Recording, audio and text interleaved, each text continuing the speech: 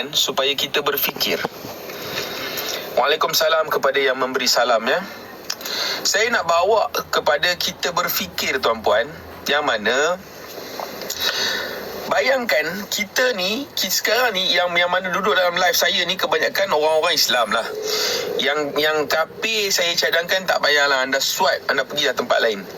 Tetapi khusus kepada orang Islam yang saya sayangi, yang saya kasihi, kepada orang Islam, bayangkan kita hidup atas dunia ni, kita rasa kita Islam, kita rasa kita beriman kepada Allah, kita kata kita beriman kepada hari akhir. Bayangkan bila kita mati kelak, bila dibangkitkan, tahu-tahu kita bangkit, nama kita tak ada dalam list orang beriman. Sebab Allah bagi tahu kebanyakan orang masuk neraka. Dalam banyak cerita dalam Allah bagi tahu kebanyakan orang akan masuk neraka. Adakah Allah itu kejam? La, Allah tidak kejam. Bahkan Allah itu Ar-Rahman Ar-Rahim. Allah itu pengasih lagi penyayang. Tetapi sebab itu tuan-puan, Allah beri kita pilihan, Allah beri kita peluang. Allah bagi saya peluang, kali ini saya hidup. Allah beri tuan-puan peluang, tuan-puan hidup. Allah bagi kita pilihan. Tetapi kebanyakan orang memilih untuk menyukakan hawa nafsu dia. Kerana apa? Kerana mereka kata mereka beriman kepada Allah, tetapi mereka tidak beriman kepada Allah. Mereka beriman kepada hawa nafsu mereka.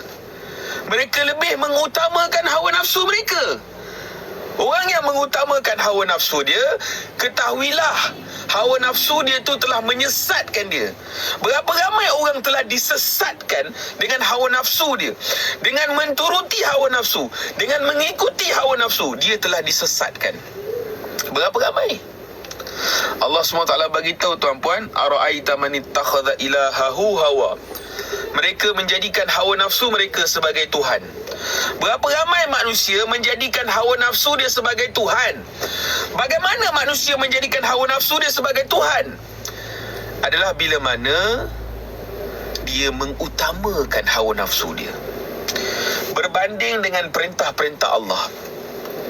Tuan-puan, saya ada orang bertanya lah dengan satu orang ustaz ni. Ustaz ni terkenal jugalah, pada saya terkenal jugalah. Saya tak nak mention mana-mana. Okey, tapi tuan-puan boleh tengok sendirilah. Kalau tuan-puan jumpa lah. Ada orang tanya kan, macam mana ya saya ni menjual kereta. Dia kata, saya menjual kereta, tak semua orang mampu untuk beli secara cash. Jadi kebanyakan orang akan membeli dengan loan riba. Dengan loan riba, dia tanya kan, apa yang patut saya buat Ustaz?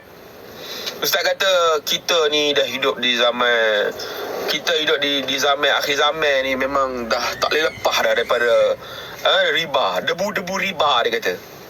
Jadi nak buat ke mana? Ambil je lah riba. Kata, Astaghfirullahalazim, awaklah Ustaz jadi macam ni. Awaklah Ustaz jadi macam ni.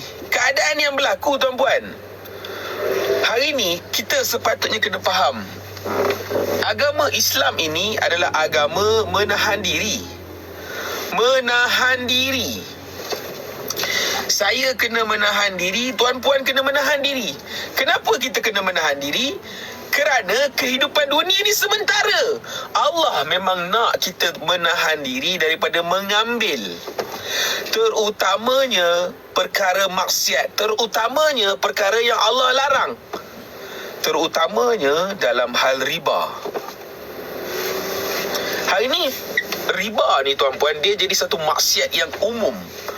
Manusia telah menormalisasikan riba. Kerana apa? Kerana kemodenan. Kemodenan yang orang nak capai, kemodenan, kemajuan, pembangunan yang kita nakkan sangat-sangat. Yang kita nakkan sangat-sangat menyebabkan kita mentidak apakan riba. Menyebabkan kita mentidak apakan riba. Macam ustaz tu bagi tahu lah, tak menabah macam mana kita di akhir zaman, dia kata Kalau nak kena ambil riba, ambil lah. Pasal apa ustaz tak bagi cadangan? Kita kena menahan diri, tuan-puan. Kehidupan dunia ni sementara saja. Apa salahnya kita menahan diri? Tak ada. Tak ada jawapan ustaz-ustaz yang orang kata apa, memberitahu supaya manusia menahan diri. Tak ada. Tak ada jawapan ustaz-ustaz yang bagi tahu kita kena berhenti daripada mengambil riba. Tak ada. Ustaz-ustaz akan ajak kepada nak buat macam mana kita kena ambil riba, kita ambil lah. Kita ambil lah. Tuan-tuan, orang yang berzina, tidaklah dia berzina, melainkan kalau dia mati dalam keadaan berzina, dia mati kafir. Kalau orang yang orang kata mencuri, tidaklah dia kalau mati dalam keadaan dia tengah mencuri, dia mati kafir. Orang berzina ni berapa lama sangat dia boleh berzina? Kan? Dia main 10 minit, dia ceret habis. Orang mencuri berapa lama sangat teknikal dia nak mencuri berapa lama? Tapi bayangkan tuan-puan, dosa riba, terutamanya contoh orang beli rumah, hutang 35 tahun. Apa status dia dalam keadaan beriba tu? Apa status dia? Kita bimbang. Kita bimbang, tuan-puan. Sebab hari ni keadaan yang mana manusia hari ni dia tidak apakan riba. Dia normalisasikan riba. Orang tak faham bila saya bercakap.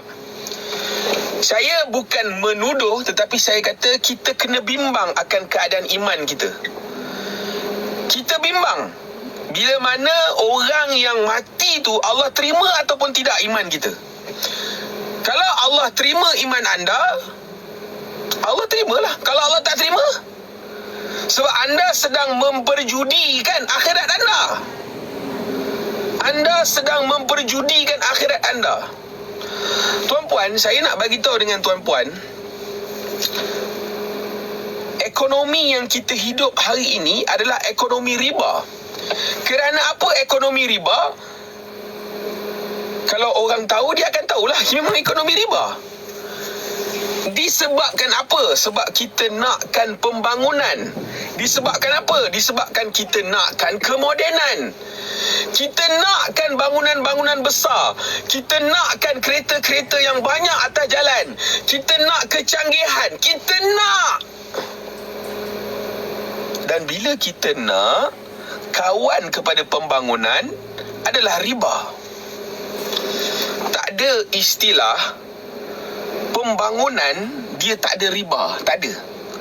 Bila sebut pembangunan, dia mesti ada riba. Tuan-tuan pergilah mana-mana kawasan kan, di kawasan Kuala Lumpur ke Shah Alam ke mana-mana bandar, tuan-tuan tengok bangunan-bangunan besar. Tuan-tuan tengok bangunan-bangunan besar di sekeliling tuan-tuan. Tuan-tuan tengok, developer bila dia nak bangunkan satu-satu taman, perumahan ataupun kawasan-kawasan kedai ataupun bangunan-bangunan, bila mereka nak bangunkan kedai ni, pertama sekali saya nak tanya dengan tuan-puan, ada tak developer yang bangunkan tanpa riba? Saya bagi tahu dengan tuan-puan, tak ada. Tak ada istilah mereka simpan duit daripada kecil, lepas tu mereka menabung, kemudian sampai masa mereka invest untuk buat bangunan. Tak ada. Sebab mereka tahu kalau mereka invest dan pakai duit simpanan mereka, kalau buat bangunan dan tak laku macam mana? Kalau tak laku macam mana? Sebab itu kebanyakan mereka akan buat loan riba. Mereka akan buat pinjaman daripada bank. Bank akan support melalui pinjaman beriba. Jadi berlakulah pembangunan-pembangunan ni. Dan satu lagi tuan-puan, developer ni tahu mereka akan meminjam melalui syarikat. Mereka akan meminjam melalui syarikat.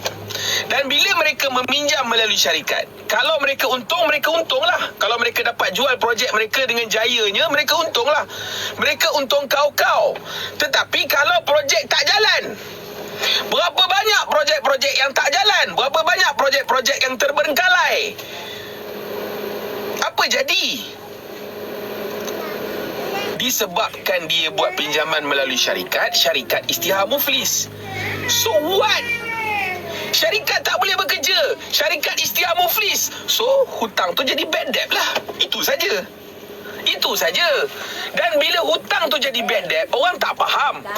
Itu setiap hutang riba yang terhasil di atas muka bumi, dia adalah pencetakan duit dan penambahan duit dalam pasaran. Inilah yang menyebabkan debasement currency.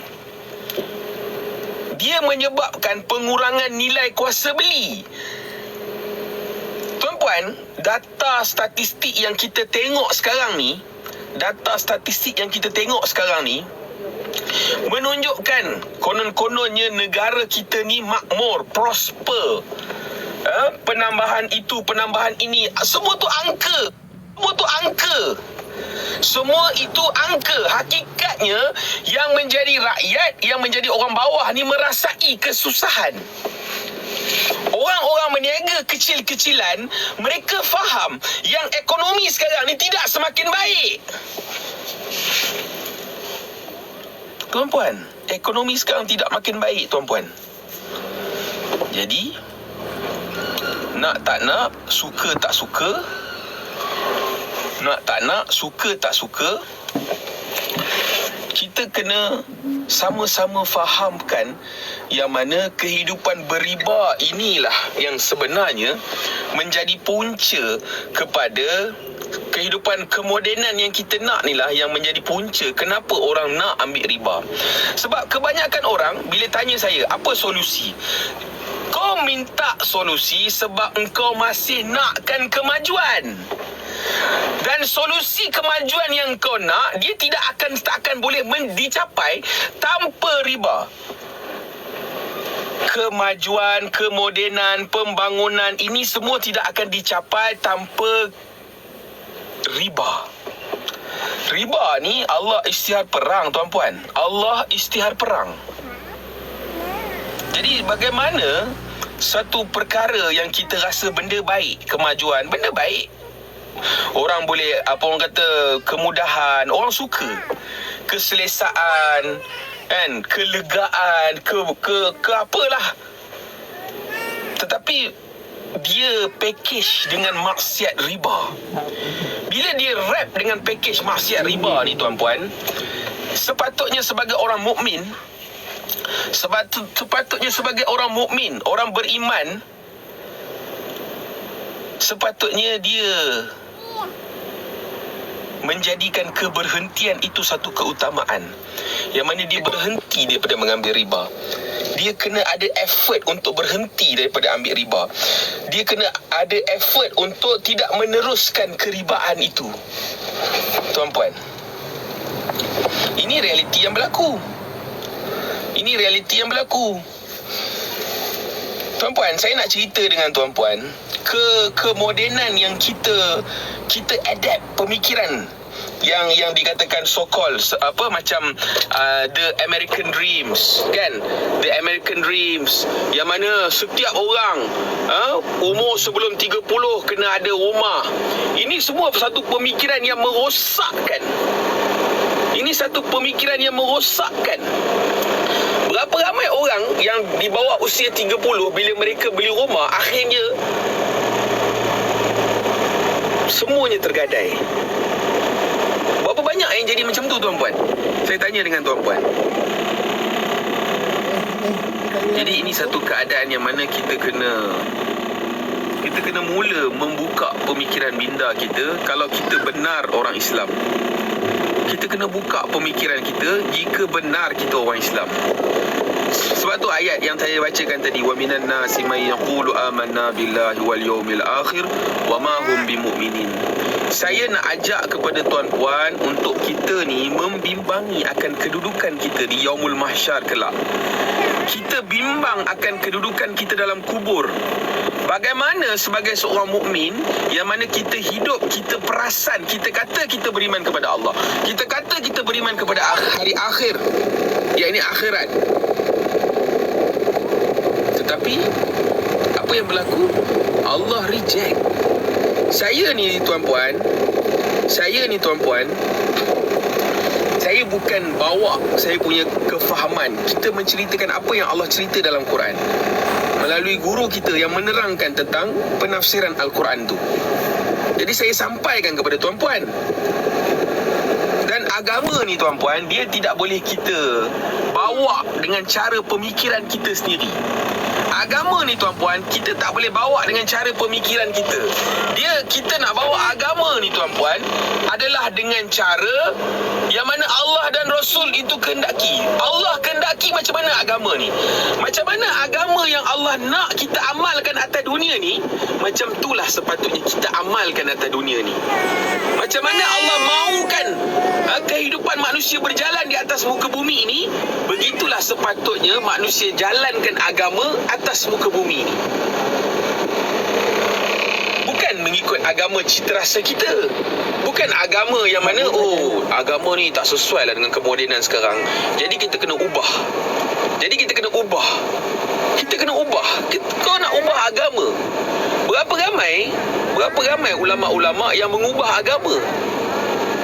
Dalam surah At-Taubah ayat 31, Allah ceritakan bagaimana rahib-rahib, pendeta-pendeta, padri-padri dulu, kan, mereka telah mengubah agama mereka dan mereka merasakan diri mereka sebagai Tuhan. Ni Allah cerita.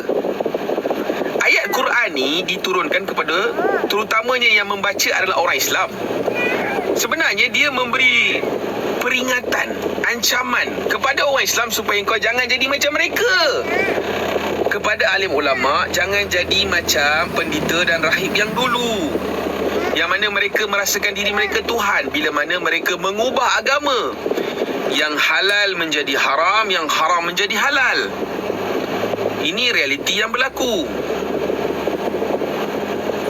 tuan-puan. Ini realiti yang berlaku.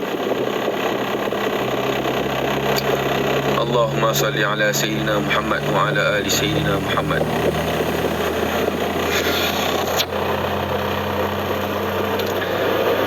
Ini realiti yang berlaku. Buka minda, buka pemikiran. Dia masalahnya orang tak faham ekonomi, our economy itself. Kehidupan ekonomi kita sendiri adalah kehidupan ekonomi yang berteraskan riba. Penghasilan duit fiat adalah riba. Segala serba dalam kehidupan kita ni adalah riba. Macam saya kata tadi, perumahan, orang developer buat rumah dengan riba, kemudian dia jual rumah dengan riba, dia jual kedai dengan riba. Semuanya berkait dan berkadar langsung dengan riba. Semakin membangunnya satu negara, semakin banyaknya pengamalan riba negara tersebut. Tuan-puan tengok macam Jepun. Jepun ni dia antara negara yang dikatakan negara maju dalam dunia. Tapi tuan-puan tahu tak, kadar hutang negara dia adalah yang paling tinggi dalam dunia. Kenapa? Sebab kemajuan dan keribaan dia adik-beradik. Saya bagi tahu dengan tuan-puan. Sebab itu, kalau kita tengok menelusuri sejarah, kita buka dalam lipatan-lipatan sejarah, kaum-kaum terdahulu, bagaimana kaum-kaum terdahulu yang sebenarnya banyak dah para pengkaji sejarah, orang yang suka melihat apa yang berlaku zaman dulu. Mereka mengkaji. Memang mereka tak menafikan bahawasanya teknologi yang kita sekarang ni ada, dia sebenarnya adalah teknologi yang telah di-rediscover. Teknologi yang ditemui dan kita rediscover. Kita mula membina teknologi yang sebenarnya dah wujud pada umat-umat terdahulu. Berapa banyak kita dengar kisah umat terdahulu, kaum Nuh, kan, Nabi Ibrahim, bagaimana Namrud, bagaimana Firaun. Dalam piramid Firaun tu ada gambar helikopter, ada gambar mentol. Memang dikatakan di zaman Firaun lagi dah ada elektrik. Kita yang perasan zaman kita je ada elektrik. Kita tak tahu apa teknologi mereka, yang mana sampai mereka boleh potong batu untuk membina piramid dengan yang besar-besar tu. Apa teknologi yang mereka guna? Ada saintis kata, ada pengkaji sejarah kata mereka menggunakan teknologi laser untuk memotong. Cutting edge teknologi yang kita sekarang pun tak boleh capai lagi. Sebab sampai sekarang dengan teknologi yang kita ada, saintis, para sejarawan, mereka tak dapat menemui apa sebenarnya mekanisme yang membolehkan piramid tu terbina sampai hari ni. Mereka tak dapat jumpa. Mereka cuba memberikan analisis mereka, tetapi tak ada. Teknologi kita sekarang ni tak boleh menjawab persoalan bagaimana batu-batu besar yang pada zaman Firaun tu boleh dibuat dan mereka boleh susun bertingkat-tingkat. Tuan-puan, ini keadaan yang berlaku. Ini bukan bersangka-sangka, ini benda memang realiti. Saintis tak ada jawapan. Kalau ada saintis yang boleh memberikan jawapan, tuan-tuan boleh tunjuk dengan saya. Saya nak tahu juga. Kalau ada lah. Tapi setakat ni memang tak ada jawapan. Allahumma salli ala Sayyidina Muhammad wa ala ali Sayyidina Muhammad. Dan saya nak bagi tahu dengan tuan-puan, dalam setiap sejarah pembangunan ketamadunan yang ada, semuanya dibangunkan berserta dengan pembangunan itu adanya riba. Berserta dengan pembangunan yang dibuat oleh tamadun yang terdahulu, bersertanya adalah riba. Sebab itulah Nabi-Nabi dihantar oleh Allah. Nabi-Nabi dihantar oleh Allah. Nabi Nuh dihantar, dan seterusnya. Nabi Ibrahim dihantar, Nabi Musa dihantar. Setiap Nabi-Nabi dihantar untuk bagi tahu manusia yang mana berimanlah kepada Allah dan hari akhir. Manusia ni tak perlu kepada pembangunan, sebab pembangunan ni adik-beradik dia riba, dan Allah istiar perang dengan riba. Tuan-puan tahu tak? Ada satu hadis Nabi beritahu, lebih kurang cerita yang mana satu kali tu sahabat dia telah buat satu kubah. Sahabat telah buat satu kubah, dan bila dia buat kubah, Nabi tak pandang muka dia. Nabi tak pandang muka dia, sampaikan dia musnahkan, dia robohkan balik kubah yang telah dia buat. Barulah Nabi tengok balik muka dia. Barulah Nabi bagi tahu balik kat dia. Baru Nabi sudi nak bercakap balik dengan dia. Itu tak cerita zaman Sayyidina Umar. Sayyidina Umar ada sahabat, dia telah buat bangunan tingkat. Rumah dia satu tingkat, dia tambah tingkat yang kedua. Sayyidina Umar tak cakap banyak. Sayyidina Umar pecahkan balik tingkat yang dua tu.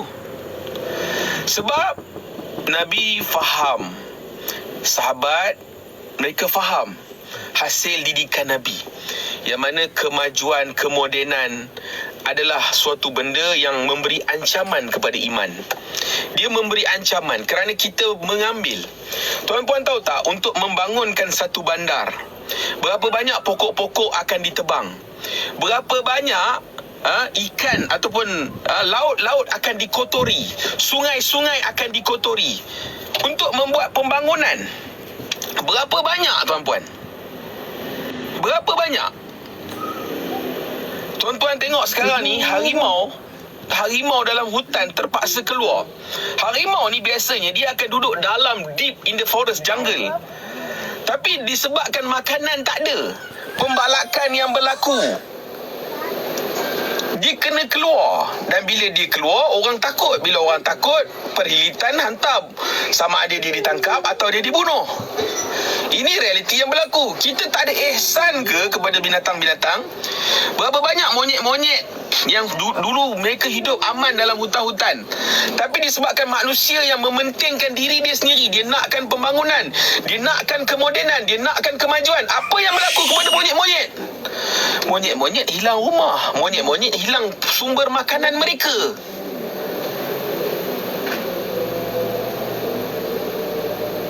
Ini keadaan yang berlaku. Orang tak faham. Nabi dihantar sebagai rahmatan lil alamin, rahmat kepada seluruh alam.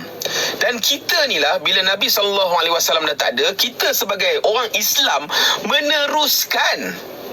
Tapi apa yang kita buat? Kita tak bawa sifat rahmatan lil alamin.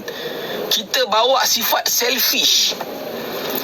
Kita bawa sifat selfish sebab kita tak faham kemajuan, kemodenan ini telah merosakkan alam sejagat raya ni. Kemodenan yang kita hidup ni, kemodenan yang merosakkan alam jagat raya ini, tuan-puan. dalil yang selalu orang cakap kan, Nabi Sulaiman alaihissalam, bila dia doa kepada Allah supaya biarlah kekayaan ni diberikan kepada dia, jangan diberikan kepada orang-orang yang akan datang ataupun yang sebelum dia. Nabi Sulaiman doa. Tuan-puan, ulama menafsirkan apa yang saya belajar, sebenarnya itu bukanlah ajaran ataupun mengajar manusia supaya berdoa macam dia, tak. Dia nak bagi tahu kekayaan itu adalah satu fitnah. Biarlah apa yang dia miliki, tak payah orang lain berhadapan dengan fitnah seumpama Nabi Sulaiman berhadapan dengan fitnah ini. Sebab itu Nabi Muhammad SAW mengajarkan kita, yang mana Nabi doa khusus, Allahumma ahyina miskina, Allahumma amitna miskina. Ya Allah, hidupkan aku di kalangan orang miskin, matikan aku di kalangan orang miskin, dan akhirat kelak bangkitkan aku bersama orang miskin. Nabi doa khusus, tuan-puan, untuk menjadi orang miskin. Apa lagi yang kita nak? Dalam peristiwa Isra' Mi'raj, Nabi melihat dalam syurga, Allah perlihatkan kepada Nabi SAW yang kebanyakan orang dalam syurga adalah di kalangan orang miskin. Hidup atas dunia ni, Nabi bagi tahu, ad-dunya sijnul mu'min wa jannatul kafir. Kehidupan dunia ni adalah kehidupan penjara bagi orang mukmin. Bila kata penjara, serba-serbi kekurangan, serba-serbi menahan diri. Tapi disebabkan kita tak nak menahan diri dalam agama ni, dia telah hilang. Menahan diri dalam agama, dia telah hilang. Ulama-ulama tidak lagi mengajar kepada menahan diri. Tuan-puan, kita tidak lagi diajar untuk menahan diri. Menahan diri, kita cakap dunia ni sementara. Kita cakap kita beriman kepada hari akhir. Allah bagi tahu, wa ma hum bimu'minin. Mereka bukan di kalangan orang mukmin. Kerana apa? Mereka kata je mereka beriman kepada hari akhir, tetapi mereka daripada kecil mereka pergi sekolah-sekolah pembangunan, gereja-gereja pembangunan. Mereka pergi belajar. Sekolah rendah, sekolah menengah. Lepas tu masuk universiti. Lepas tu masuk alam pekerjaan. Alam pekerjaan pula buat loan riba. Daripada muda, daripada kecil, bagi masa untuk dunia sampai kau tua, sampai kau pencen. Dan zaman sekarang ni punya manusia dimiskinkan. Lepas pension pun kau tak boleh sempat nak pergi masjid. Kau kena kerja juga. Habiskan seluruh sisa-sisa masa kau, semua sekali kau bagi untuk dunia. Sekurang-kurangnya orang dulu sebelum kita, generasi 2-3 generasi sebelum kita, mereka ni at least mereka dah bagi madu, mereka dah gunakan dunia kau-kau, sepah mereka bagi untuk agama. Zaman kita sekarang ni, tuan-puan, sepah pun tak boleh bagi untuk agama. Zaman sekarang ni sepah pun tak boleh bagi untuk agama. Sepah pun mereka terpaksa henjut, mereka terpaksa kerja. Sebab apa? Sebab ekonomi yang sangat mendesak. Sebab apa?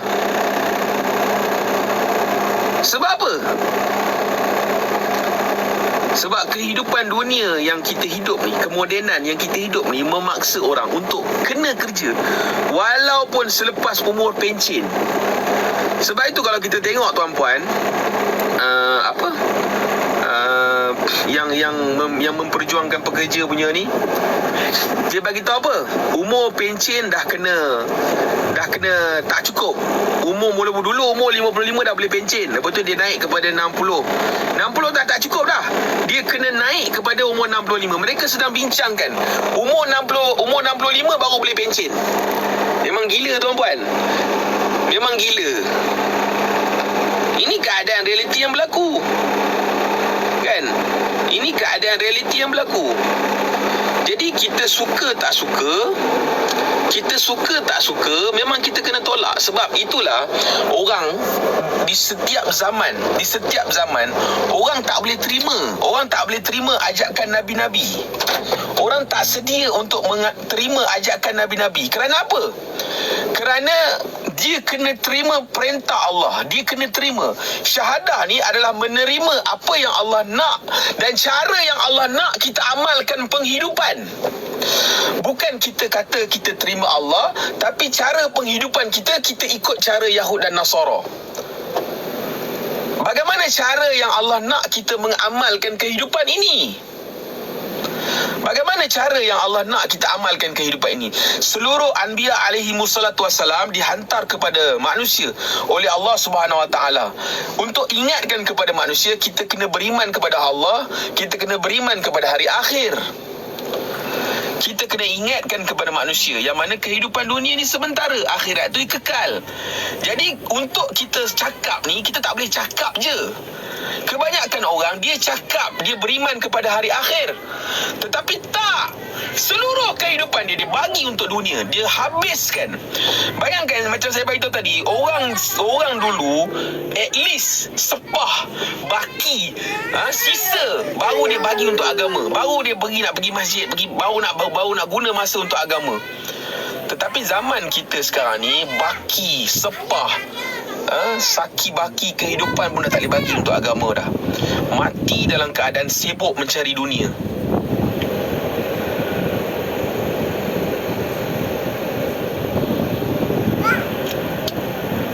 Allahumma salli ala Sayyidina Muhammad wa ala ali Sayyidina Muhammad.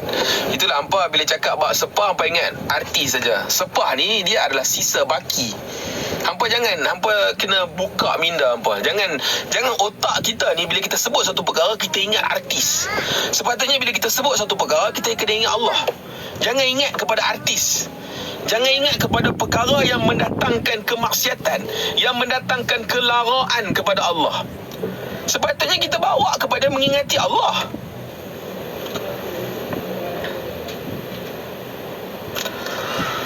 Allahumma salli ala Sayyidina Muhammad wa ala ali Sayyidina Muhammad. Jadi tuan-puan yang dirahmati Allah Subhanahu wa taala, suka tak suka, nak tak nak, saya nak bagi tahu dengan tuan-puan, kemodenan beriba itu adalah racun. Inilah tajuk yang kita nak bincangkan hari ini. Kemodenan adalah racun. Kerana apa kemodenan adalah racun? Kerana package yang dibawa bersama kemodenan itu adalah riba. Tidak ada pembangunan kemodenan yang berlaku dalam semua ketamadunan. Sehinggalah yang zaman yang kita hidup ni, tak ada lagi sejarah yang menunjukkan ketamadunan yang membangun tanpa riba. Tak ada. Semua pembangunan semua pembangunan yang berlaku dalam dunia ni, dia berlaku disebabkan riba. Tidakkah Nabi-Nabi dihantar oleh Allah untuk ingatkan kepada manusia yang menjadi taik-taik pencinta kepada riba, taik-taik pencinta kepada kemodenan, untuk tinggalkan tuan-puan. Islam tak menghalang kepada kekayaan. Baru ni ada orang tanya saya, apa pendapat tuan tentang Islam kena kaya? Penting tak orang Islam kena kaya? Saya kata orang Islam bagus kaya, tetapi kita kena faham bagaimana cara orang-orang kaya di zaman Nabi mengamalkan ataupun menggunakan, menjadi orang yang bertanggungjawab kepada harta mereka. Tuan-puan tahu tak? Saya nak bagi tahu dengan tuan-puan, Sayyidatina Khadijah, ulama telah buat satu estimation, kira-kira orang kata apa, dibuatkan berapa lebih kurang harta Sayyidatina Khadijah. Dikatakan pada ketika itu harta Sayyidatina Khadijah lebih kurang 2 bilion. 2 bilion Sayyidatina Khadijah punya harta. Dia seorang billionaire, orang yang sangat kaya. Tetapi apa yang Sayyidatina Khadijah buat untuk agama? Dia habiskan harta dia untuk agama. Berhabis-habis untuk agama, tuan-puan. Inilah cara Sayyidatina Khadijah ni. Nabi SAW punya sayang kat dia. Dia dah wafat pun masih lagi isteri-isteri Nabi yang lain jealous. Sebab pengorbanan. Orang kaya bukan dia berasa bangga untuk hoard harta dia. Bukan tengok dalam akaun, oh best, ada berapa juta ni, oh best, oh steam. Tengok duit dalam bank, akaun dalam bank ni, oh steam, oh best, wow best. Berkira-kira dengan harta, kira.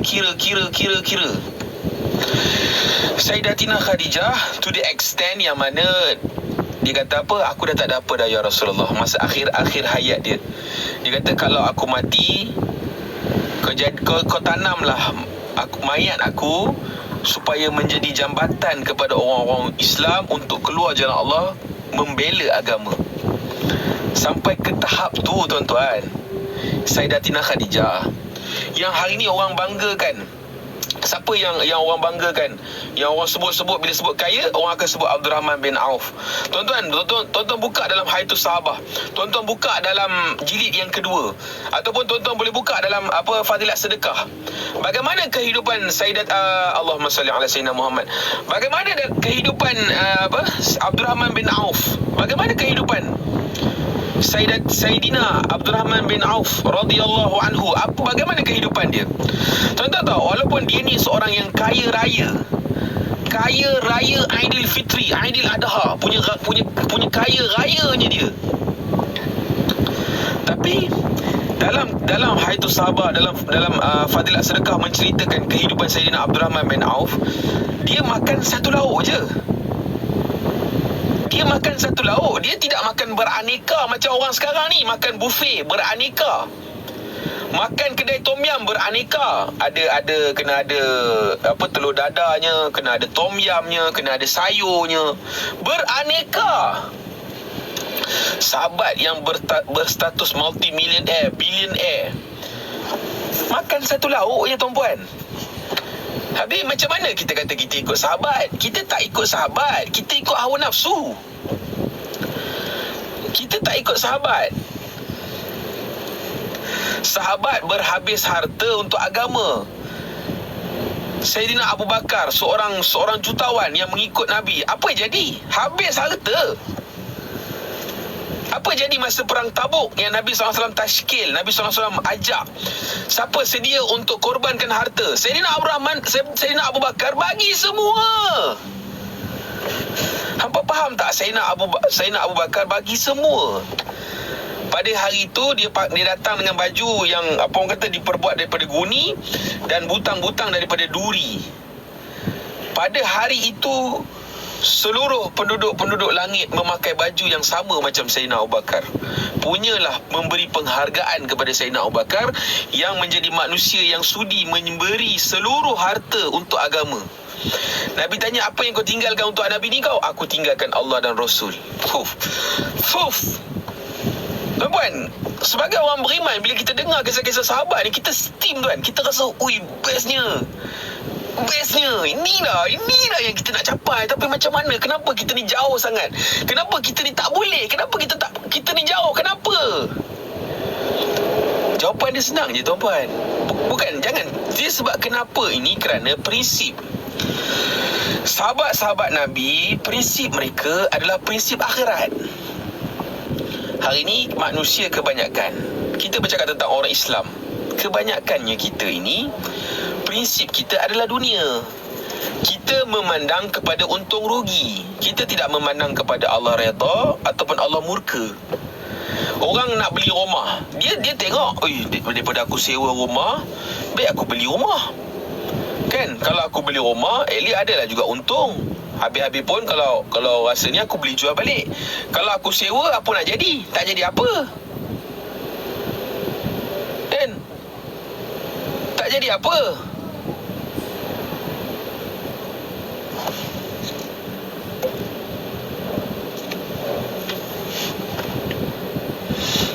Allahumma salli ala Sayyidina Muhammad wa ala Sayyidina Muhammad.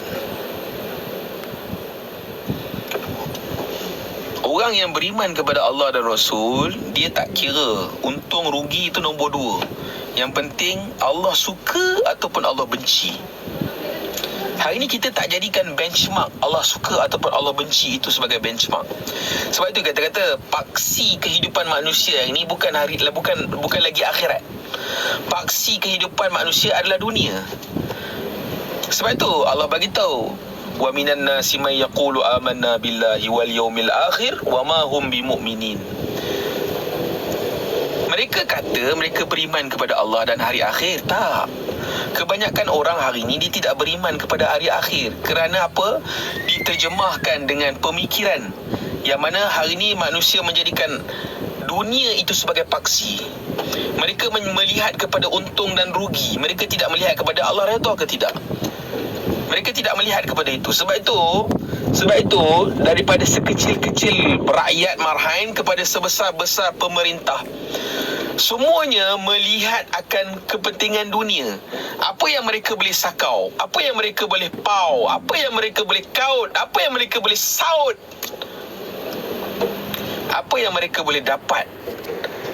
Menjadi amir ni tuan-puan, dia bukan benda yang mudah. Menjadi amir ni dia bukan satu perkara yang mudah sebenarnya tuan-puan.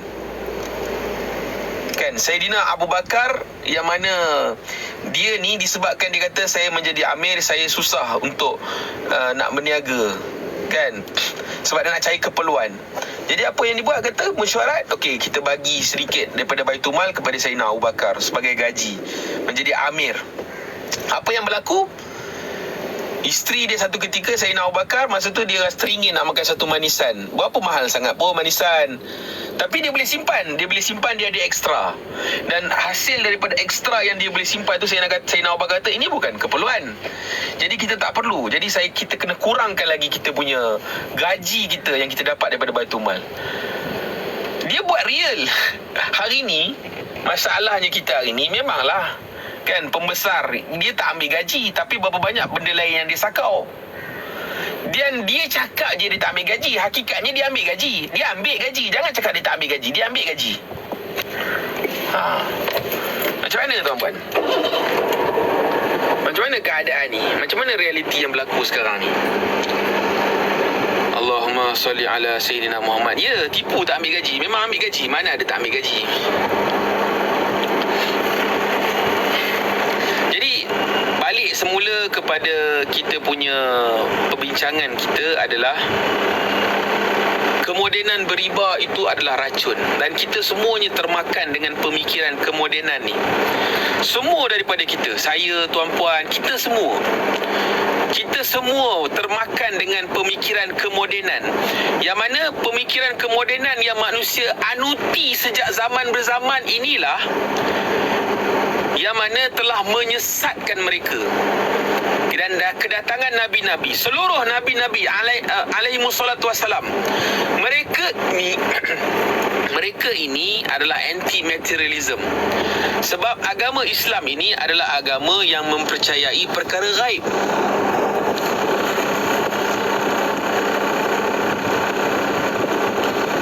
Alladzina yu'minuna bil ghaib. Agama ni adalah kita kena percaya kepada perkara ghaib. Mana ada saintis ataupun sains boleh membuktikan padang mahsyar? Mana ada saintis ataupun sains yang boleh membuktikan alam barzah? Tak ada.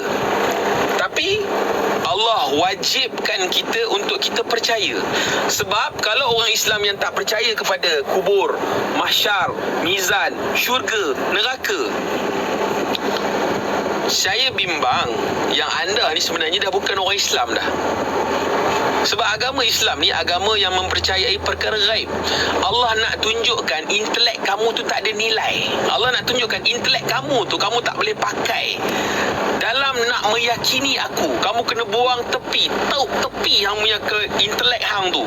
Intelek hang tu tak penting untuk menjadi hamba Allah yang Allah redha. Hang kena buang hang punya intelek. Intelek hang tu jangan pakai dengan aku. Sebab tu Allah kata kita kena percaya hari akhir. Sebab tu Allah bagi tahu kita kena percaya perkara ghaib.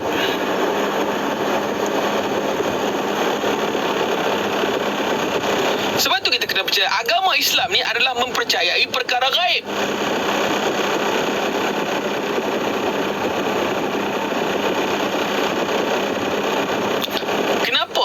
Kenapa Iblis ni dia tahu boundary dia. Dia tahu boundary dia. Boundary dia adalah hamba. Iblis ni dia bukan atheist. Dia bukannya tak percaya kepada Tuhan. Bahkan dia pernah menjadi orang yang paling wara', orang yang paling banyak beribadat, paling banyak sujud, paling banyak zikir. Sehingga kan orang-orang yang banyak berzikir ni, kalau zikir dia tidak bawa kepada Allah, sebenarnya zikir yang dia buat adalah zikir Azazil. Itu yang dinamakan zikir Azazil. Tapi sekejam, sejahat, seseliki-seliki Azazil ataupun Iblis ni, dia tak mengaku Tuhan, tuan-puan. Dia tak mengaku Tuhan. Manusia hari ni, agenda manusia sendiri adalah apa? Agenda manusia sendiri adalah humanism. Agenda humanism ni apa, tuan-puan? Agenda humanism adalah agenda mengangkat manusia sebagai Tuhan. Orang tak faham agenda humanism ni, yang mana hari ni kita semua bercakap. Dulu bila cerita bab Palestin, orang akan kesian sebab saudara Islam kita dibantai.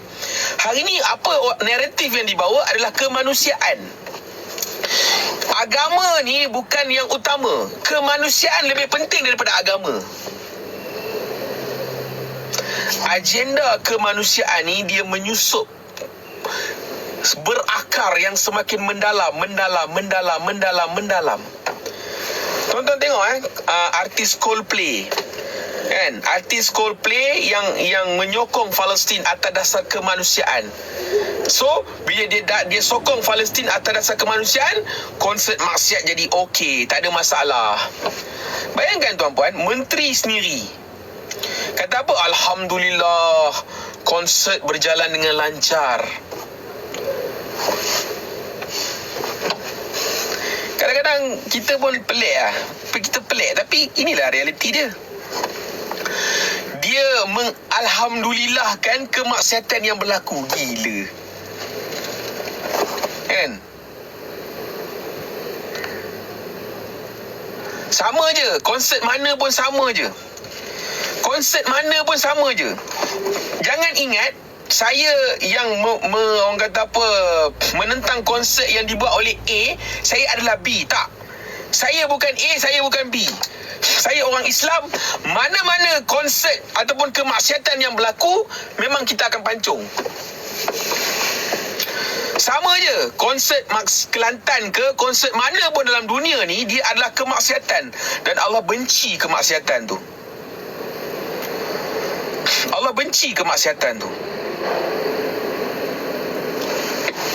Allah benci kemaksiatan, kita kena tinggal lah. Tak bermakna kalau apa parti A yang buat maksiat, kita parti B okey buat maksiat. Tak. Sama je. Kau buat parti A buat apa maksiat ke, parti B buat maksiat ke, sama je. Dua-dua tu kita panggil haram jadah. Dua-dua tu sama je. Kena faham stand. Bila orang yang mungkin tak pernah duduk dalam live saya, dia tak faham stand. Stand kita adalah orang Islam.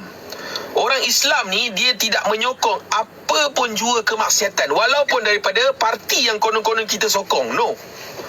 Ini stand orang Islam. Allahumma salli ala Sayyidina Muhammad wa ala ali Sayyidina Muhammad.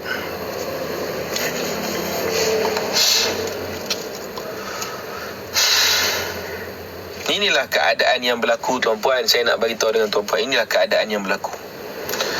Kemodenan beriba itulah racun kepada manusia. Dia menjadi racun kepada apa? Dia menjadi racun kepada iman kita. Racun yang akan terus mengikis dan merosakkan iman kita.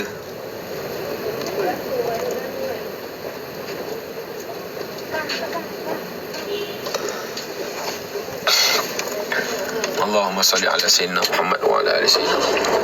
Orang hari ni dia tengok pada untung rugi. Dan saya nak beritahu dengan tuan-puan, kebanyakan yang tuan-tuan tengok ekonomis yang ada hari ni, mereka tidak bawa kepada mentaati Allah. Mereka tidak bawa kepada membesarkan Allah, glorify Allah.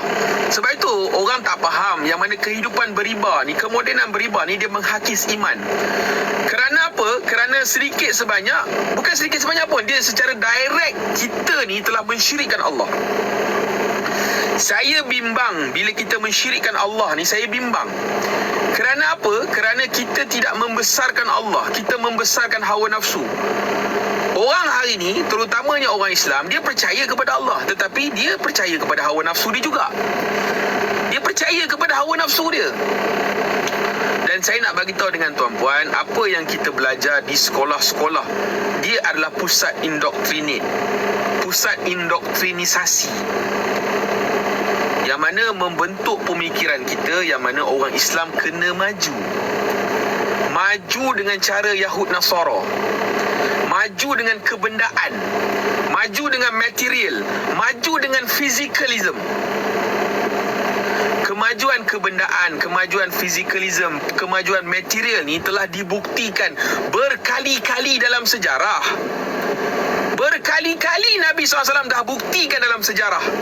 Berkali-kali sejarah telah membuktikan seluruh Anbiya alaihissalam datang menentang akan fizikalism, bawa manusia kepada mempercayai perkara yang ghaib, perkara yang tidak dapat dijelaskan oleh intelek, perkara yang tidak dapat dibuktikan dengan, yang tak dapat dilihat oleh mata, yang tak dapat dibuktikan secara saintifik. Nabi-nabi datang, sampailah Nabi Muhammad SAW datang untuk bawa manusia untuk mempercayai perkara ghaib.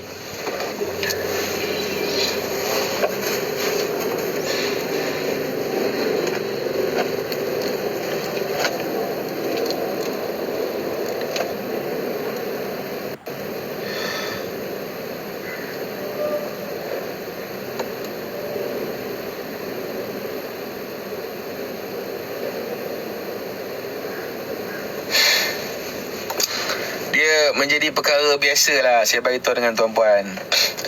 Kan, bila kita nak menyampaikan kebenaran ni, bila ada orang macam tiba-tiba kata dia ni kena makan ubat, tak apa, alhamdulillah, syukurlah dapatlah satu sunnah.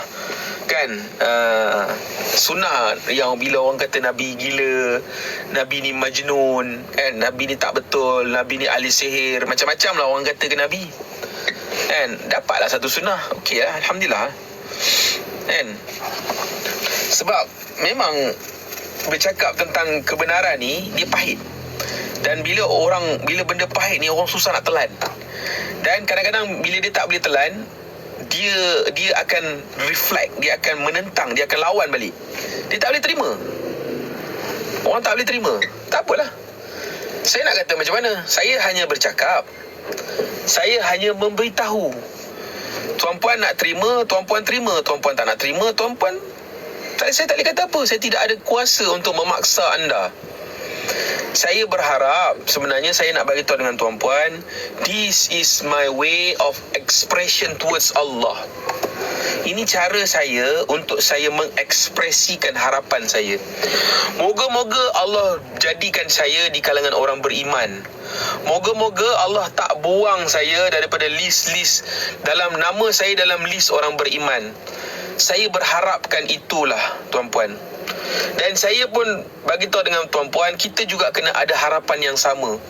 Sebab kita takkan tahu result, keputusan akhirat kita sampailah kita mati, baru kita akan tahu. Jadi sebab itulah kita tak boleh confident. Kita tak boleh confident dengan ibadat kita, amalan kita tak ada. Kita tak tahu.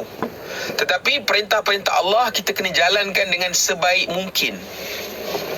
Perintah-perintah Allah kita kena jalankan dengan sebaik mungkin. Kita tak boleh nak orang kata apa, bermudah-mudah. Allahumma salli ala Sayyidina Muhammad wa ala ali Sayyidina Muhammad.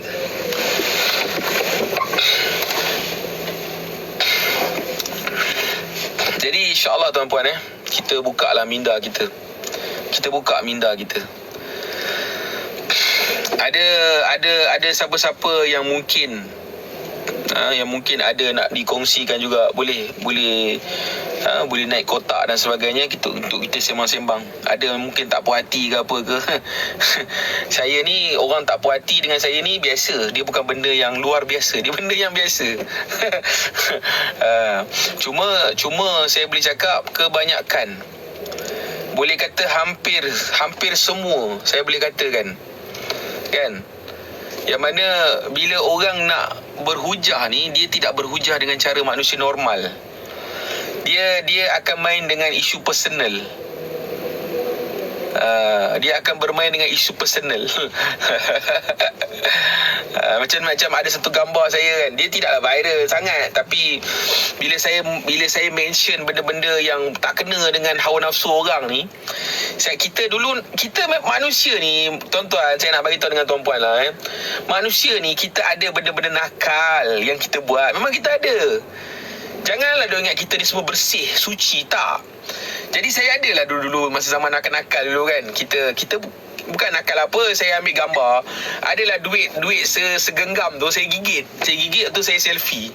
Kita buat benda tu kelakar-kelakar je, tak ada benda pun zaman dulu lah kan. Tapi gambar yang tu yang dijadikan macam, oh ni lah sebenarnya, dia ni lah pencipta dunia, dia ni lah sebenarnya.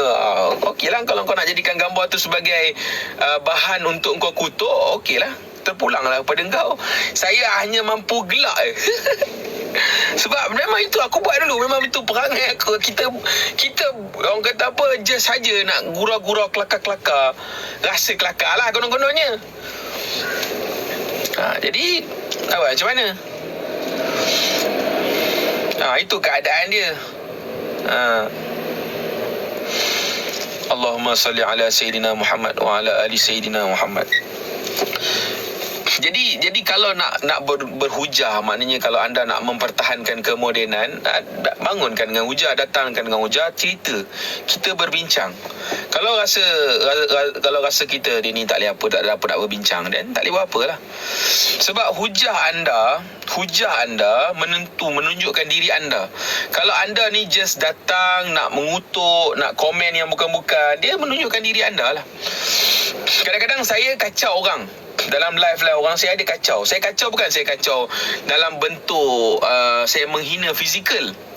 Dia masalah orang ni, bila dia tak boleh nak menjawab hujah, dia akan menghina fizikal kan. Hitam lah, apalah, apa masalahnya hitam kan?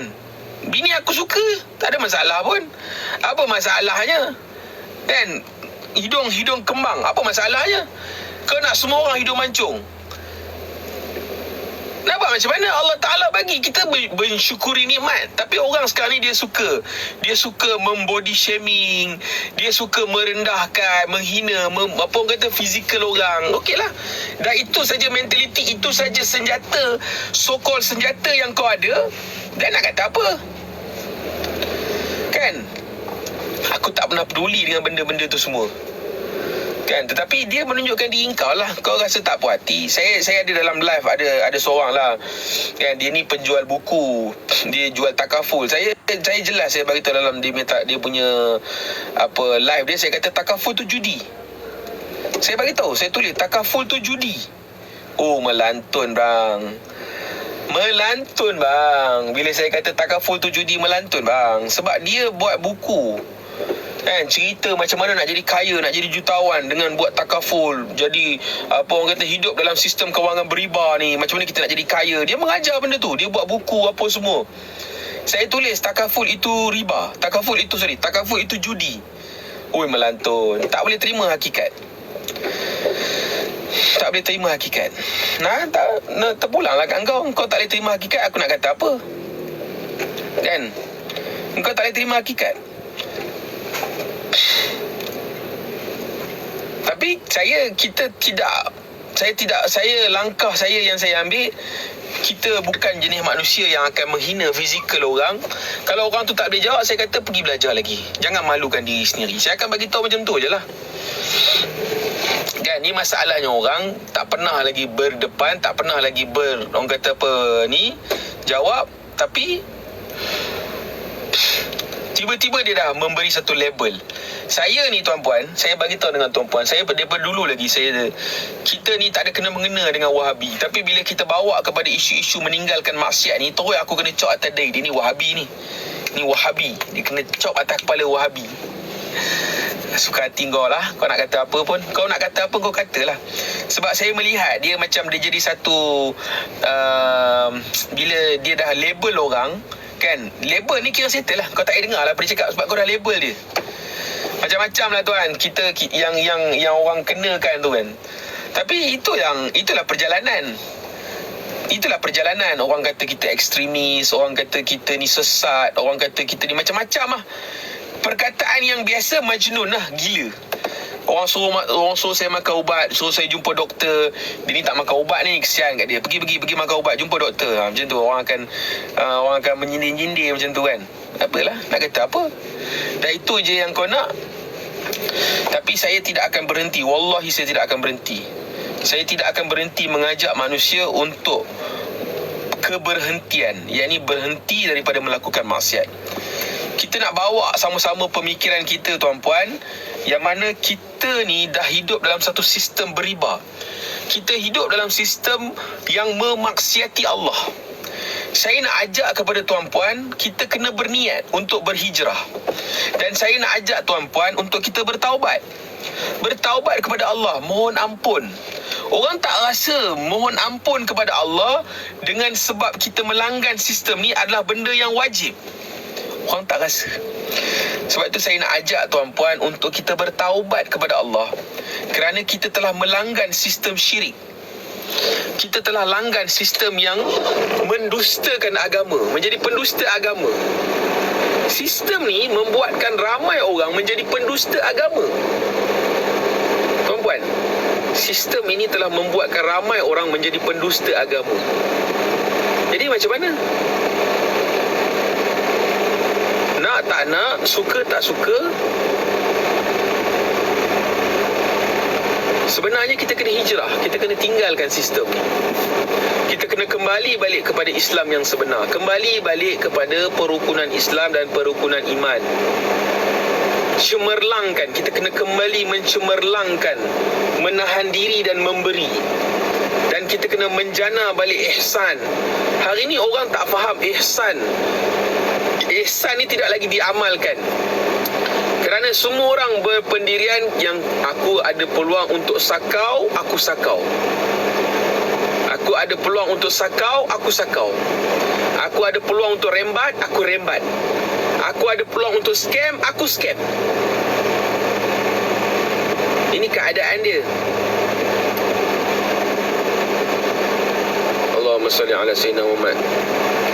Islamic loan tu okey ke tak sebenarnya? Tak okey.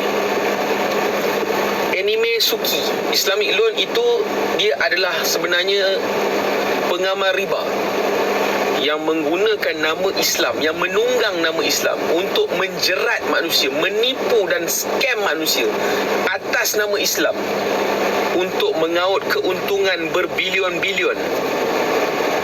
Keuntungan perbankan Islamik ni, dia punya untung dia bilion-bilion. Tiap-tiap tahun keuntungan Islamic banking ni berbilion-bilion. Dikala orang tengah susah, orang tengah terdesak, ekonomi tengah melarat, bank kaya, bank tetap untung. Walaupun namanya Islamic, dia tidak ada ihsan. Ini yang kata ihsan tu tidak dapat dijana. Sebab apa? Sebab orientasi dia, paksi dia dunia. Bila paksi dunia, orientasi dia adalah profit. Orang yang berorientasikan profit, bermakna dia memang berpaksikan dunia.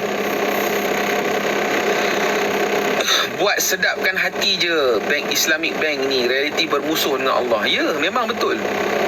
Memang betul, dia memang bermusuh dengan Allah. Islamic banking ni dia hanya sekadar nama dan alternatif yang dibuat. Konon-kononnya dia adalah cara untuk orang tak terlibat dengan riba. No, dia adalah riba. Dia bahkan adalah institusi riba yang menunggang nama Islam, yang menunggang nama Islami. Saya nak bagi tahu dengan tuan-puan, dan saya nak beri peringatan kepada ulama-ulama yang menjadi panel-panel kepada bank ni. Saya bagi tahu dekat anda, sebelum anda mati, taubatlah pada Allah. Dan sebelum anda mati, bagi tahulah kebenaran apa sebenarnya yang berlaku. Orang makin lama makin susah. Orang makin lama makin susah. Adanya Islamic banking, dia tidak membantu akan umat ini. Bahkan dia terus membebankan manusia. Ini keadaan realiti yang berlaku, tuan-puan. Selagi kita berada dalam sistem Yahud Nasara ni, kita tak akan ke mana. Kita tak akan ke mana. Sebab kemodenan yang kita nakkan ini, kita akan membenarkan riba. Sebab matlamat orang, dia nakkan kemodenan. Jadi Islam ni adalah agama yang mana dia tidak membenarkan riba. Jadi mereka mencari alternatif bagaimana untuk kita membolehkan riba. Jadi kita Islamikkanlah riba. Kita tukarlah nama dia, jadilah Islamic riba. Jadi bila dah ada Islami riba, barulah kemodenan tu boleh dikecapi, boleh diteruskan. Berapa banyak bond-bond yang dikeluarkan oleh negara-negara. Semua negara-negara ni dia keluarkan bond. Dalam Islam dipanggil sukuk. Yang mereka panggil lah sukuk. Mereka panggil sukuk. Mereka gunakan perkataan sukuk. Tapi hakikat dia sama je. Dia adalah riba. Dangkal ataupun tidak. Okey, saudara telur mata, boleh tak saudara telur mata naik ke kotak? Jangan sekadar melemparkan. Saya membuka ruang. Saudara mengatakan saya dangkal. Okey, saya terima. Tapi kemukakanlah hujah. Kedangkalan saya ni apa? Hujahnya di mana? Boleh tak kita sama-sama menyeru kepada telur mata? Kita menyeru kepada telur mata untuk naik kotak.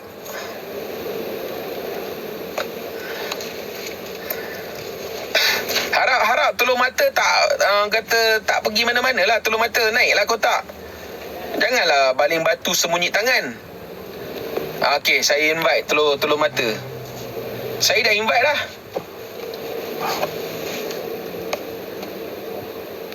Invite tak terima, reject. Macam mana? Macam mana tu telur mata? Terima lah.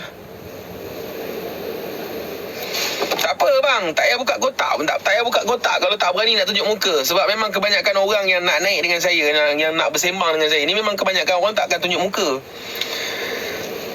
Saya yang bersembang dengan orang ni je, saya gentle. Kita tunjuk muka. Kita tunjuk muka. Kita bukan sembang tunjuk.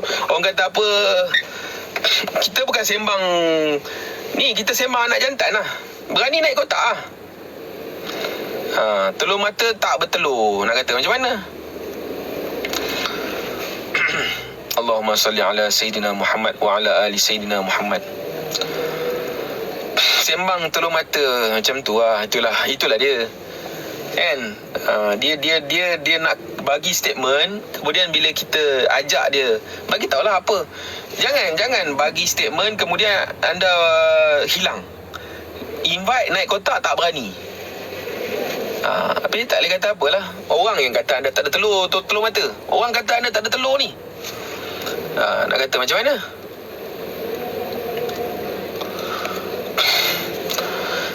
Sebab orang-orang yang nakkan kemajuan, kemodenan ni, dia akan menghalalkan riba. Dia menghalalkan riba. Saya bimbang tuan-puan. Dengan kita menghalalkan riba ni, kita menjunjung tinggi sistem Yahud wan Nasara ni. Sedangkan agama Allah ni, dia serba-serbi kena berada di atas. Agama Allah ni dia kena berada di atas. Tapi masalah kita tak nak agama kita berada di atas. Kita berpada dengan agama. Cukuplah, okeylah agama. Aku Islam apa? Aku semayang. Okey wat. Sampai bulan puasa, aku puasa. Okey wat. Tak ada masalah lah. Okey je. Kan? Jadi tuan-puan yang dirahmati Allah Subhanahu Wa Taala, saya nak bagi tahu kepada tuan-puan, marilah kita buka minda kita. Kita buat persiapan. Suka tak suka, tahun 2024 dikhabarkan adalah tahun yang berat dari segi ekonomi, kan, dari segi mereka mengatakan tentang krisis makanan, mereka mengatakan tentang lebih banyak lagi currency yang akan collapse. Dan saya bimbang, ada yang mengatakan hatta peperangan. Sebab kita tengok ketegangan yang berlaku di antara Rusia dan Ukraine tidak pernah berhenti. Kan, China dan Taipei tidak pernah berhenti. Yang sekarang ni yang tengah dibantai teruk, Palestin, tak pernah berhenti. banyak lagi benda-benda ketegangan yang berlaku dalam dunia ni. Allahumma salli ala Sayyidina Muhammad wa ala ali Sayyidina Muhammad. Jadi itulah keadaan dia, tuan-puan. Bukalah mata, bukalah minda kita, tuan-puan. Kan, kehidupan kita ni sekurang-kurangnya saya nak ajak kepada tuan-puan, bencikanlah kepada kemaksiatan. Benci, kita kena benci kemaksiatan. Benci kepada sistem riba yang kita hidup sekarang ni, kita kena benci. Kita bukan setakat kena benci, kita kena meluat rasa jijik dengan sistem riba yang kita hidup hari ni. Saya nak bawa kepada pemikiran itu. Saya nak kita sama-sama memikirkan kejijikan dalam memaksiati Allah. Orang yang redha dengan kemaksiatan, dia adalah orang yang redha dengan kebiadaban kepada Allah. Dia ni adalah manusia yang terang-terang biadab dengan Allah. Kata ulama, haram ini dia berkait dengan kehormatan. Haram dan hormat dia berkait. Kenapa Allah mengharamkan suatu perkara? Untuk menjaga kehormatan Allah. Orang yang melanggar akan keharaman itu, dia telah membiadab. Dia adalah satu manusia yang biadab kepada Allah, kerana dia tidak menghormati Allah. Dia tak hormat. Dia ni tak ada hormat ni orang. Aku kata jangan buat, dia buat juga. Dia tak peduli. Benda ni aku kata jangan buat, aku tak suka, hang buat juga. Despite of aku bagi hang makan, aku bagi hang rezeki, aku bagi hang semua, hang buat juga. Hang memang biadab. Sebab itulah, tuan-puan yang dirahmati Allah, kata ulama, kekafiran ini adalah satu jenayah di sisi Allah. Saya bagi tahu dengan tuan-puan, di sisi Allah, di sisi undang-undang manusia tak ada masalah. Kau nak kafir ke, kau nak apa, tak ada masalah. Kita boleh berkawan apa. Bahkan kita jadikan mereka sebagai aulia, pembantu. Kita jadikan mereka sebagai yang memimpin kita. Sebab kita berada dalam sistem kafir. Jadi kita kita tak apa, tak ada hal lah. Kekafiran ni tak ada hal lah. Kan? Sebab apa? Sebab dalam dunia ni yang penting aku boleh makan. Yang penting poket aku ada isi. Kan? Nak kata macam mana? Saya bukan ajak membenci kepada manusia. Sebab Nabi SAW tak pernah ajar untuk benci kepada manusia. Saya ajak kepada membenci kemaksiatan. Kafir kepada Allah itu adalah maksiat. Kafir kepada Allah itu adalah perkara yang Allah benci. Apa perkara yang Allah benci? Itu yang kita kena benci. Kalau kita benar orang yang beriman, tuan-puan, kita jangan benci kepada batang tubuh manusia itu. Kepada batang tubuh kita doakan dia. Tetapi kemaksiatan itu kita kena benci. Kita jangan ingat dengan kita duduk dengan orang kafir, dia tidak perangi kita. Mereka sentiasa dalam keadaan perang. Perang saraf, perang ekonomi, perang segala-gala perang. Cuma dia tidak perang fizikal dia. Dia tak keluar senjata radak kita je, tak tembak je kita. Dia tak ada benda tu. Tetapi Allah Ta'ala bagi tahu dalam Quran, walan tarda ankal yahudu walan nasara. Allah Ta'ala bagi tahu sekali-kali orang-orang Yahudi dan Nasrani ni mereka takkan redha. Walan tarda, mereka takkan sekali-kali, takkan. Sampailah kau ikut ajaran mereka. Sampailah kau ikut mereka. Kau masuk dalam lubang biawak dengan mereka. Kau masuk dalam lubang biawak dengan dia orang. Masa itulah barulah dia akan mengaku kau ni kawan dia.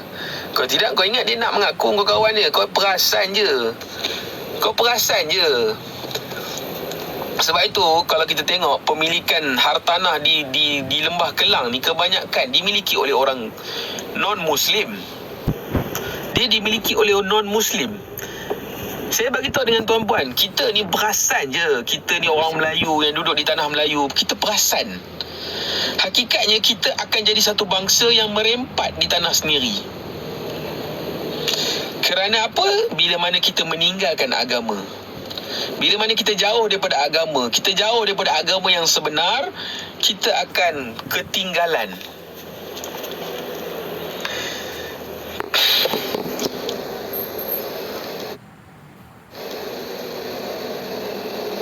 Inilah keadaan yang berlaku, tuan-puan. Allah akan buatkan orang Islam yang bersyirik kepada Allah. Hari ni kita hidup dalam sistem syirik, kita tak perasan. Segala benda dalam ekonomi, dalam perundangan, dalam pendidikan, dalam kesihatan, dalam segala serba, semuanya kita menjadikan kekafiran itu sebagai yang dijunjung.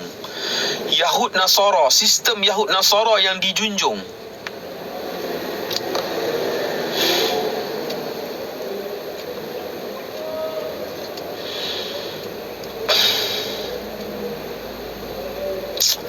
Nak kata macam mana tuan-puan?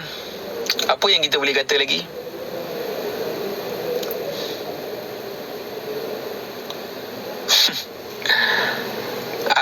AI 79. Kalau nampak tegur lah bang. Janganlah ni je.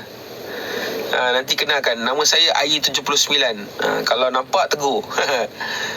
Memang saya duduk kawasan tu pun. Kalau nampak tegur lah. Alright. Tegur je. Saya tak telan orang, insyaAllah. Allahumma salli ala Sayyidina Muhammad wa ala ali Sayyidina Muhammad. Jadi tuan-puan, saya nak bagi tahu dengan tuan-puan yang dah terlibat dengan riba, yang dah terlibat dengan loan banking ni, minta ampunlah dengan Allah. Carilah jalan untuk keluar. Carilah jalan untuk keluar. Janganlah terlibat. Yang belum terlibat, janganlah terlibat. Tolonglah.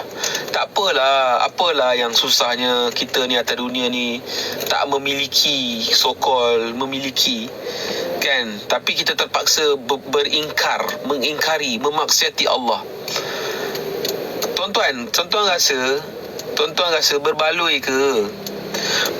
ke kita mengingkari Allah dalam kehidupan dunia demi kesenangan dunia, kita menggadaikan akhirat? Saya nak tanya dengan tuan-puan, berbaloi ke? Adakah berbaloi? Cuba jawab, berbaloi tak kita ambil kesenangan dunia dengan menggadaikan akhirat? Terima kasih saudara Aslam. Ada lagi tak jawapan? Ada lagi tak jawapan? Boleh tak? Masya Allah. Abang Jombayo. Tak. Masya Allah. Langsung tak berbaloi Aini. Ada lagi tak? Merugikan. Yes. Tak. Rizal. Masya Allah. Terima kasih kerana respon.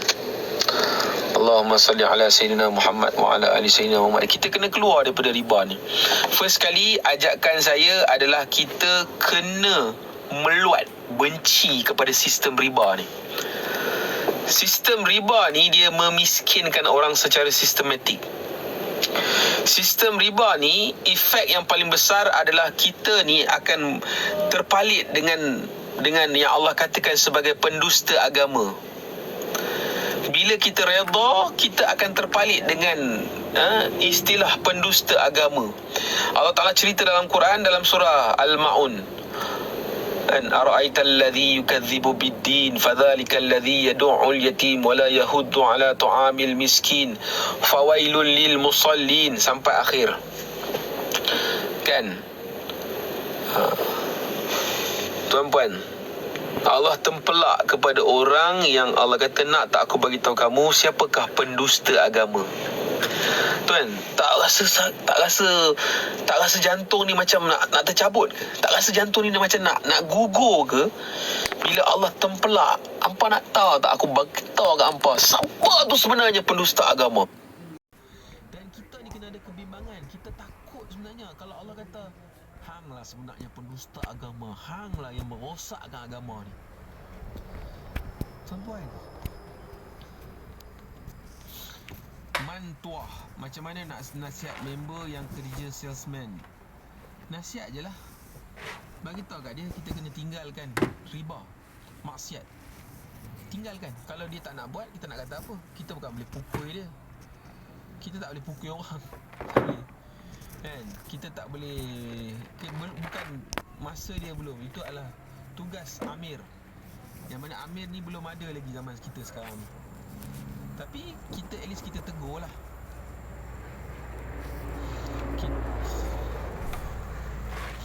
Tuan-puan, pendusta agama yang mana pertama sekali dia mengabaikan anak-anak yatim. Saya tidak akan jemu bercakap benda ni tuan-puan. Allah ceritakan tentang bagaimana pengabaian kepada anak-anak yatim itu adalah penunjuk yang mana kitalah pendusta agama. Bagaimana kita mendustakan agama dengan kita mengabaikan anak-anak yatim. Sistem ni adalah sistem yang menghasilkan anak haram yang paling ramai. Tiap-tiap tahun anak haram tak pernah berkurang. Sistem ini, manakan tidak, daripada kecil anak-anak sekolah bercampur lelaki dan perempuan. Mentidak-apakan pencampuran lelaki perempuan demi kemajuan. Sebab itu agama kita ni, kita kena tanya balik, kita ni menganut agama Islam ke agama kemajuan? Sebab apa yang kita buat semua sekarang ni demi kemajuan.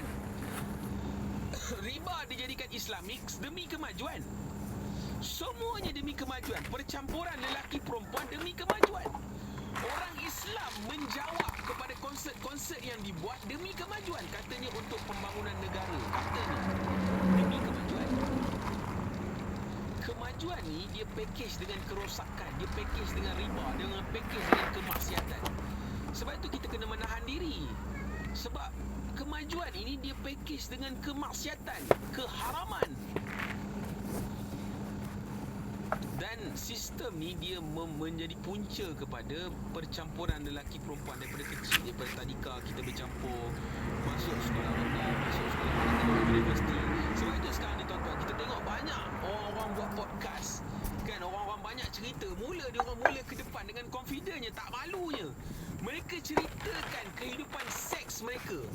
Mereka ceritakan yang mana ada satu yang latest saya tengok, ya Allah, jijik tuan-tuan. Mereka mengaku yang mereka berzina tanpa bersalah, dan daripada, dia kata apa, daripada kita berzina kita dua orang je yang tahu, baik kita buat duit. Mereka buat satu Telegram punya group, siapa nak join kena subscribe. Berapa banyak mereka buat duit. Aku kata gila lah zaman ni, ya Allah. Tak malu. Siap boleh buat podcast cerita satu dunia. Ini keadaan yang berlaku. Orang yang ni bukan orang kafir. Orang kafir itu tak adalah kita jadi. Dah kau kafir, kau tak ada rules and regulation yang haram dan halal tak ada pada kau. Kau nak buat apa, nak kata apa. Tapi pada orang Islam sendiri tuan-puan, kita kena rasa malu. Sedih tuan-puan. Penghasilan anak haram ni semakin ramai disebabkan sistem yang kita duduk, sistem bercampur lelaki perempuan. Mentidak-apakan percampuran lelaki perempuan demi kemajuan. Demi kemajuan. Perempuan. Allahumma salli ala Sayyidina Muhammad wa ala ali Sayyidina Muhammad. Gila, memang gila. Inilah saya kata tadi, sistem ni dia merosakkan akidah kita sebenarnya. Dia membuatkan umat ni semakin jauh. Anak-anak haram yang lahir, dia tidak semakin kurang saban tahun tuan-puan. Dia tidak semakin kurang. Anak-anak haram yang lahir, dia semakin bertambah. Tiap-tiap tahun bercambah biak tuan-puan, anak-anak haram yang lahir. Sekarang ni ada satu trend kelahiran anak haram. Dulu kelahiran anak haram adalah orang yang belum kahwin, yang tak pernah berkahwin. Mereka terlajak perahu. Mereka terlajak, konon-konon ya, terlajak apa tak tahulah. Mereka terlanjur katanya, kan? Tapi zaman sekarang ni saya nak bagi tahu dengan tuan-puan, dia satu trend yang mana bila bercerai suami isteri, ini satu benda yang kena jaga-jaga tau. Bercerai suami isteri, konon-kononnya kami bercerai tapi kami berkawan baik. Toang rah. Hang bercerai lepas tu hang nak berkawan baik konon. Masa hang menikah hang bukan main lagi, bertomoy, bergusti, bertaekwondo, bersilat.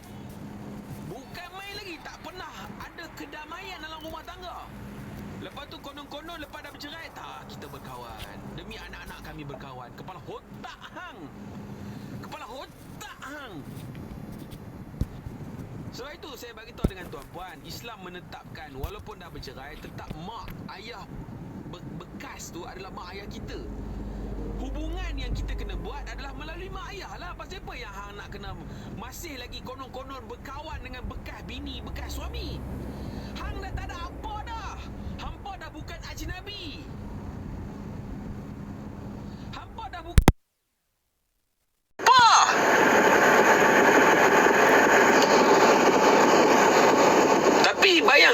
tuan-puan, ini saya cakap ni, hampa bayangkan suami isteri, bekas suami isteri ni, hampa ni dulu masa berkahwin ni, hampa ni tak ada aurat. Dan lepas tu hampa tak kahwin, hampa dah bercerai, tapi hampa dah buat perangai konon-konon hampa berkawan baik. Hampa berkawan baik apa benda? Hampa tahu dah, Islam tak membenarkan. Demi anak-anak kami berkawan baik. Kalau nak rujuk, rujuk. Kalau nak rujuk, rujuk. Tak ada istilah berkawan baik tapi tak mau rujuk, tak mau kahwin semula, tak ada.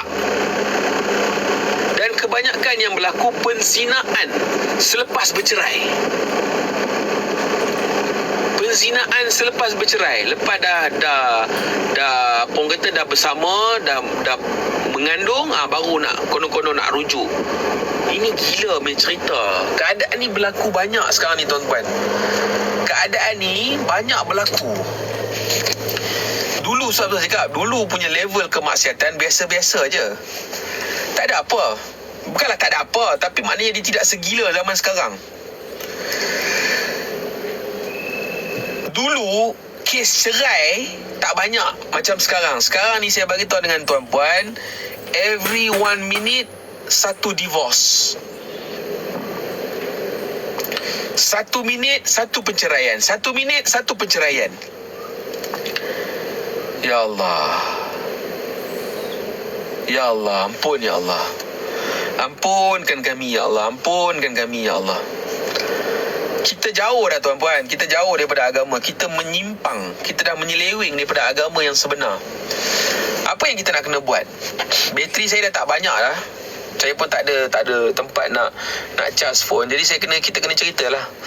Nak tak nak, suka tak suka. Solusi kepada kemodenan beriba yang racun ini, yang menjadikan kita lah pendusta agama. Yang mana Allah Ta'ala sebutkan dalam surah Al-Ma'un, yang mengabaikan anak-anak yatim. Kelahiran anak yatim yang semakin banyak disebabkan sistem ini.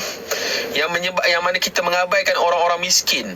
Orang miskin yang semakin ramai, gelandangan yang semakin banyak, orang yang deprived, tak cukup, serba-serbi tak cukup. Sedangkan ada orang kaya yang dapat harta dia hot harta. Mereka bangga. Jadi tuan-puan yang dirahmati Allah, saya nak bagi tahu dengan tuan-puan,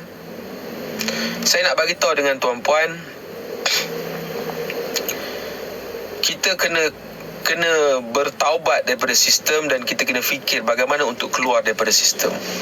Dan saya nak ajak kepada tuan-puan yang mana mungkin ada kesempatan, saya tak sempat nak buat live dan sebagainya, boleh pergi ke bio TikTok saya, bawah tu ada link group, join beramai-ramai.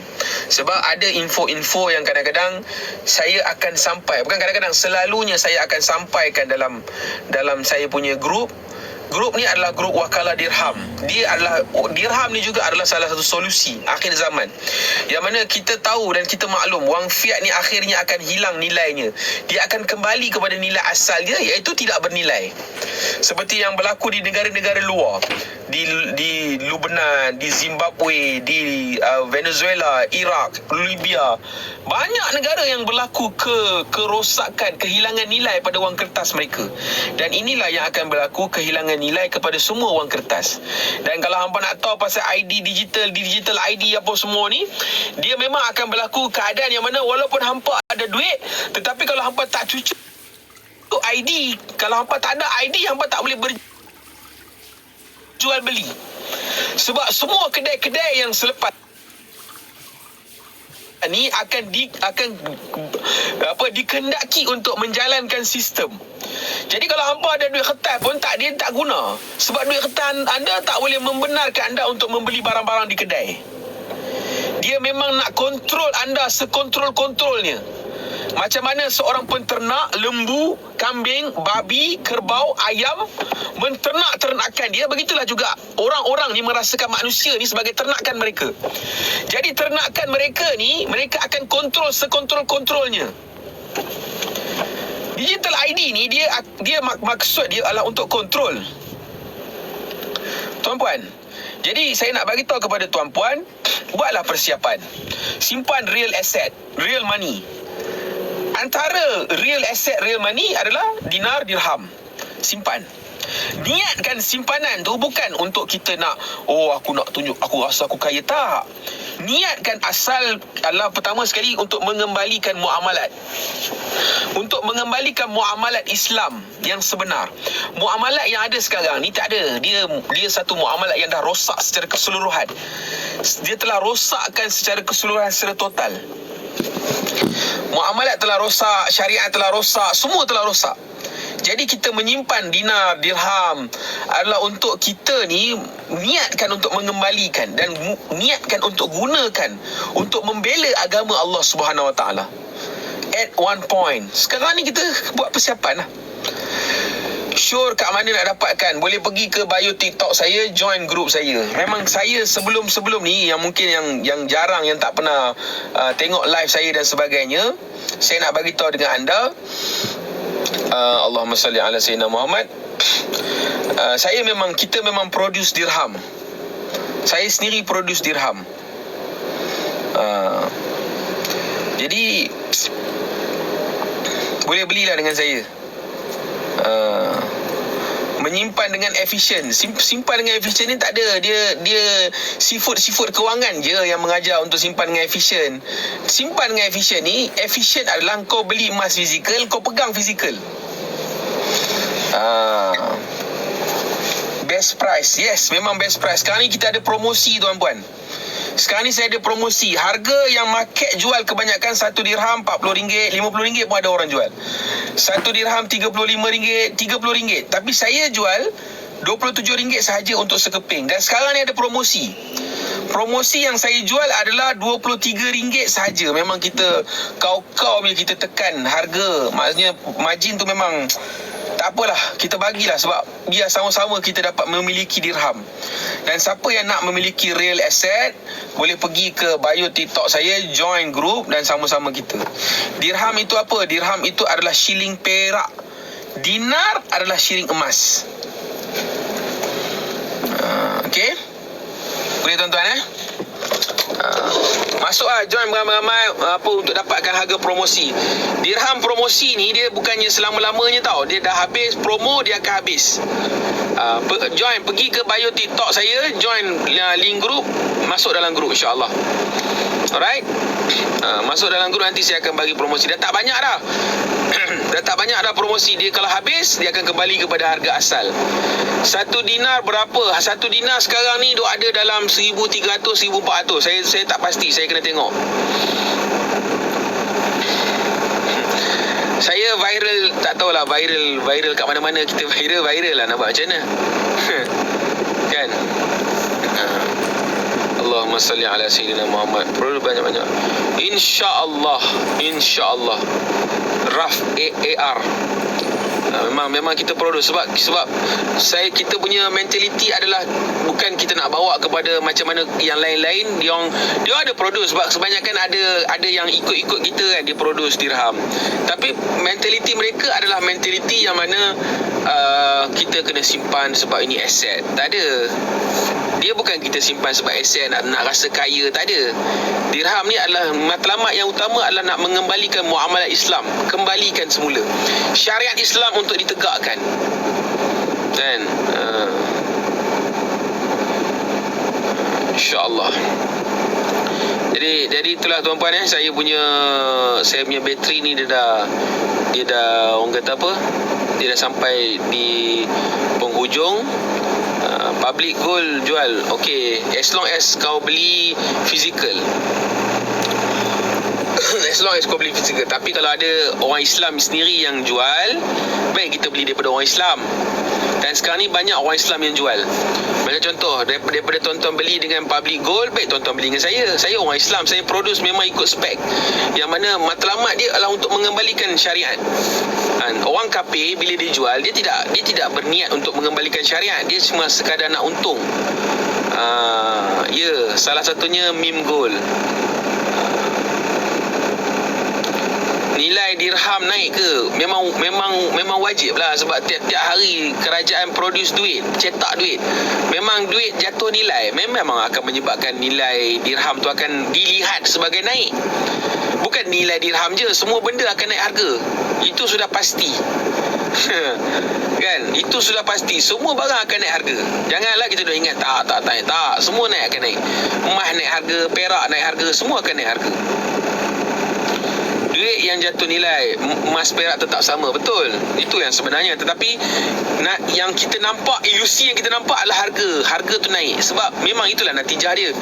Bila duit tu jatuh nilai, harga tu akan bertambah. Sebab dia memerlukan lebih banyak duit untuk membeli barang yang sama. Aku bekas banker, aku tahu. Masya Allah. Bekas banker lah lebih banyak kena taubat. Sarapan pagi nasi kerabu RM15. Memang gila. Betul tuan. Harga Haji Kamal, memang harga kita sekarang makin gila. Sebab duit makin hari semakin banyak dicetak.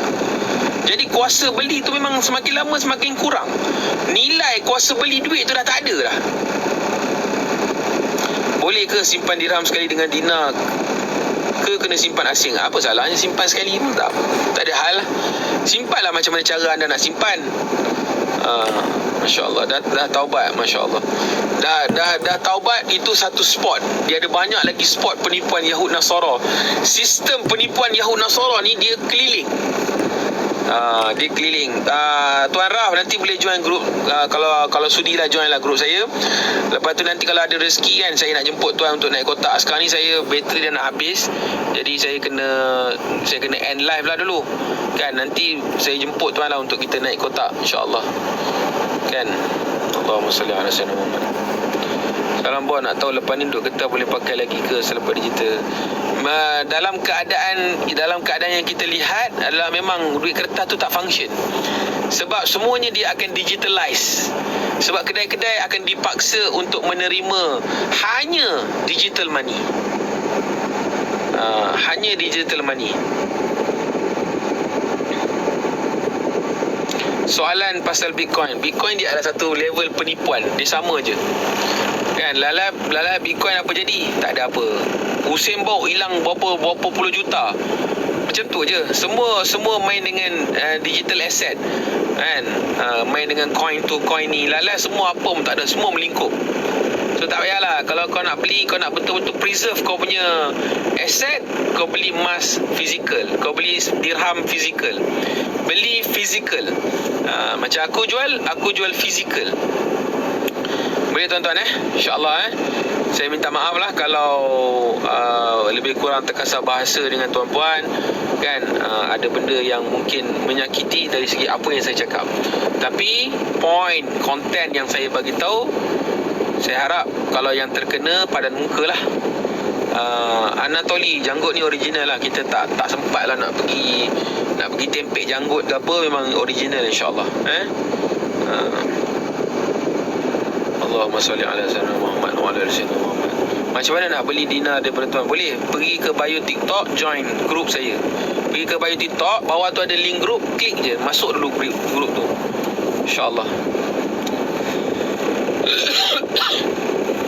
Boleh tuan-puan Jadi insyaAllah apa yang baik itu daripada Allah SWT, yang buruk atas kelemahan diri saya. Kita tangguh majlis kita dengan tasbih kifarah. Subhanallah wa bihamdihi, subhanakallahumma wa bihamdika, asyhadu an la ilaha illa anta, astaghfiruka wa atubu ilaik. Bismillahirrahmanirrahim. Wal 'asri innal insana lafi khusr illa alladhina amanu wa 'amilus solihat wa tawasaw bil haqq wa tawasaw bis sabr. Wallahu a'lam bis shawab.